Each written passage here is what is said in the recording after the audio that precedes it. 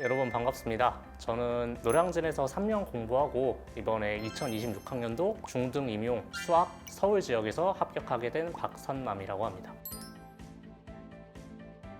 아무래도 수학은 지금 G스쿨일 수밖에 없다라고 생각을 하는 게 우리 노량진에서 유명하신 강사분들이 거의 다 G스쿨에 많이 계시기 때문에 수학을 공부하시는 분들이라면 G스쿨을 선택을 하게 될 것 같고요. 그리고 G스쿨 학원에 있는 자습실이 환경이 아주 쾌적하기 때문에 자습실이 아주 좋다라고 생각을 하고, 그리고 자습실 위층에 있는 옥상에서 쉴 수도 있고 그리고 공부할 수 있다는 점이 매우 좋은 것 같습니다. 작년에 G스쿨 현장 모의고사 참여해본 적이 있고요. 그리고 학교 현장에서 실제 시험처럼 진행한다는 점이 아주 좋았고, 그리고 이 시험을 보시게 되는 분들이 9월에서 11월 사이에 보게 되는 실전 모의고사랑 동일한 수준의 문제들로 구성이 되어 있기 때문에 본인이 상반기 때 공부한 내용을 점검할 수 있다는 점에서 아주 좋은 것 같습니다. 제가 노량진에서 처음 공부하려고 생각을 했을 때 수학 강사분들에 대한 정보가 거의 없었는데, 그때 접근성이 가장 높았던 정영민 교수님의 유튜브 출풀이 영상을 보게 되었는데 판서가 매우 깔끔했다는 점에서 선택을 하게 되었습니다. 일단 우선 판서가 매우 깔끔했다는 점에서 정영민 교수님의 수업 방식이 매우 좋았던 것 같습니다. 그리고 조금 더 깊이 있는 내용에 한해서는 보충 자료를 주기적으로 제공해주는 점이 좋았고, 조금 더 깊이 있는 내용에 대해서는 유튜브 채널에 있는 주제별 내용 영상을 참고해도 매우 좋았던 것 같습니다. 그리고 교재 내용 구성이 매우 깔끔하고 임용에 있어서 필요한 모든 내용이 거의 들어있다고 생각을 하기 때문에 그런 부분에서 매우 좋았다고 생각을 하고, 그리고 정영민 교수님이 매해마다 교재를 꾸준히 개정하고 있는 걸로 알고 있는데, 이 부분에 대해서 교수님의 수업이 아니었다면 전체적인 공부 방향성을 잡지 못했을 것 같다라고 생각을 하고, 그리고 정현민 교수님 수업은 수업이 끝난 이후에 질문 시간이 매우 많이 있기 때문에 이 질문 시간을 활용한다면 매우 좋다라고 생각이 듭니다.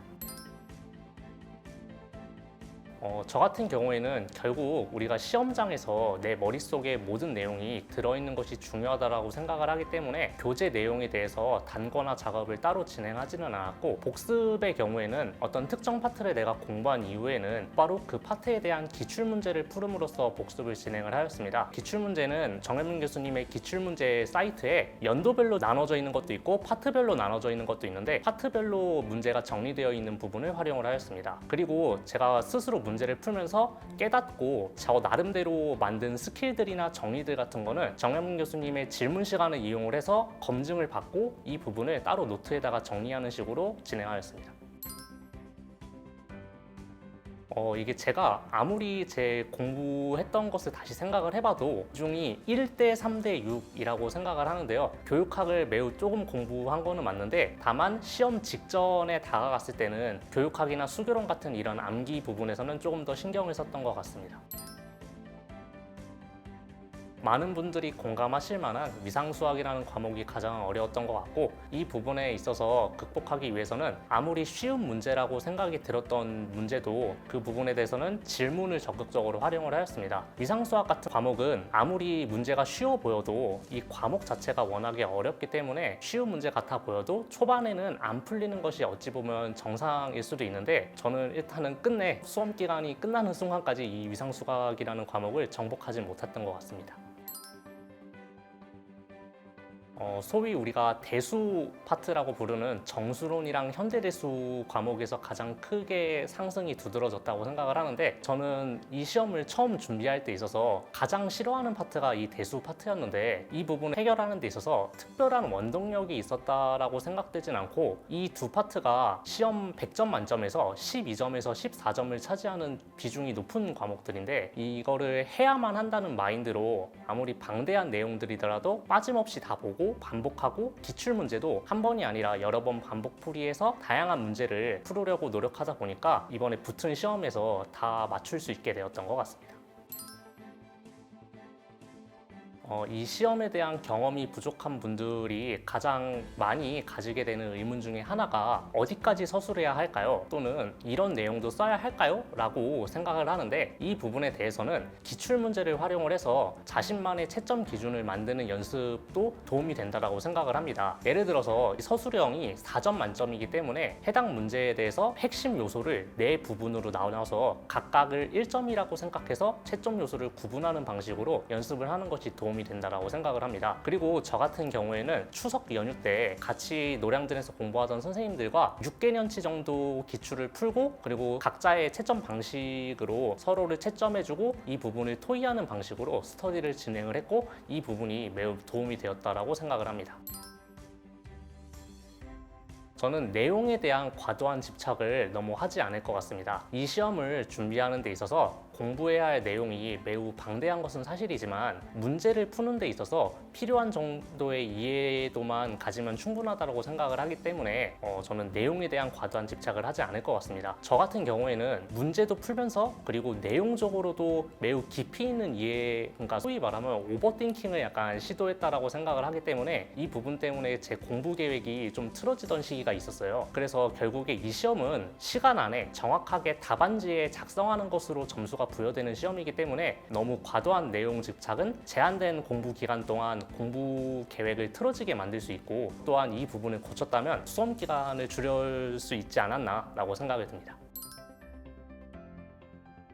우선 상반기에 진행하는 이론 강의가 매우 상세하고 그리고 쉽게 설명해 주시고, 그리고 질문 시간을 적극 활용할 수 있다는 점 때문에 임용 준비에 있어서 필요한 모든 내용을 의지만 가지고 있다면 순차적으로 모두 따라갈 수 있다고 생각하기 때문에 정현민 교수님의 강의를 추천합니다.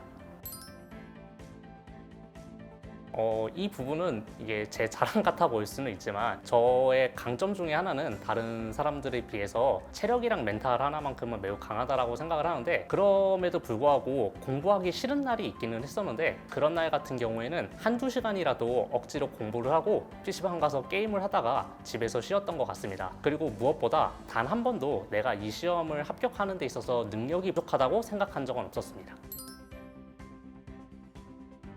사실 저는 이제 올인해서 공부를 했었기 때문에 시간을 확보한다라는 개념은 딱히 없었던 것 같고, 그냥 하루에 어떻게든 8시간에서 10시간씩은 항상 공부했던 것 같습니다. 시간 관리에 대한 팁이랄 것도 딱히 별로 없고, 공부해야 하는 시간만큼은 무조건 집중하자는 마인드로 공부하고, 핸드폰도 최대한 덮어놓고, 만약에 집중력이 좀 떨어지는 순간에도 집에 가지 않고 떨어진 그 집중력 상태로 한 문제라도 더 풀려고 스터디 카페에 앉아 있었던 것 같습니다. 일단 2차는 수업 실현이랑 면접 두 가지로 나누어져 있는데, 우선 수업 실현에 대해서는 12월에는 지도서 분석에 초점을 맞추어서 지도서에 있는 내용과 그리고 지도상의 유의사항을 잘 숙지하였는가에 초점을 맞춰서 수업 실현을 스터디를 통해서 연습을 하고 스터디원 분들과 피드백을 주고받았습니다. 그리고 1월에는 내용 외적인 측면, 예를 들어서 판서 방식이나 제 수업할 때의 시선 처리 등 같은 내용들을 피드백 받는 것에 초점을 맞추었는데, 이때 가장 크게 도움이 되었던 부분은 제가 평소에 스터디하던 그룹과 다른 사람들의 시선에서 피드백을 받는 것이 매우 좋았다고 생각을 합니다. 예를 들어서 단기 스터디나 번개 스터디 같은 것을 활용하면 좋을 것 같은데요. 저 같은 경우에는 비록 다른 지역을 준비하는 선생님이지라도 단기적으로 일주일 동안 같이 스터디를 진행하고, 또 김민아 교수님이 1월 장학생반을 운영을 하시는데 이때 피드백을 한번 받게 되었는데, 이 부분에서 제가 평소에 스터디하던 시각과 좀 더 다른 시각에서 바라보는 피드백을 받게 되어서 아주 도움이 되었던 것 같습니다. 그리고 면접 같은 경우에는 저는 다른 사람들과 좀 크게 달랐던 게 스터디를 일절 진행을 하지 않았습니다. 이 부분은 제가 조금 자만했던 것도 있기는 한데, 스터디를 준비하는 것 자체가 매우 스트레스라고 생각을 했고, 그리고 이전 시험을 준비하는 데 있어서 예전에 스터디가 3번이나 터졌던 기억이 있었는데, 이 부분 때문에 혼자 해야겠다라고 마음을 가졌고, 혼자 할 때는 면접 레시피라는 교재에 있는 기출문제랑 모의고사를 통해서 제 스스로 답변을 생각해보고, 제 스스로 답변을 생각할 때 좀 부족한 부분이 있으면 모범 답안을 최대한 참고해서 잘 모르겠는 서울 시책이나 그리고 잘 모르겠는 문구나 단어 같은 것은 검색을 해서 숙지를 하고, 비록 들어보거나 제가 아는 내용일지라도 실제 시험장에서 자유자재로 답변을 녹여낼 수 있는 수준이 아닌 내용들도 따로 문서로 정리를 해서 많이 읽어보는 식으로 공부를 공부를 했던 것 같습니다.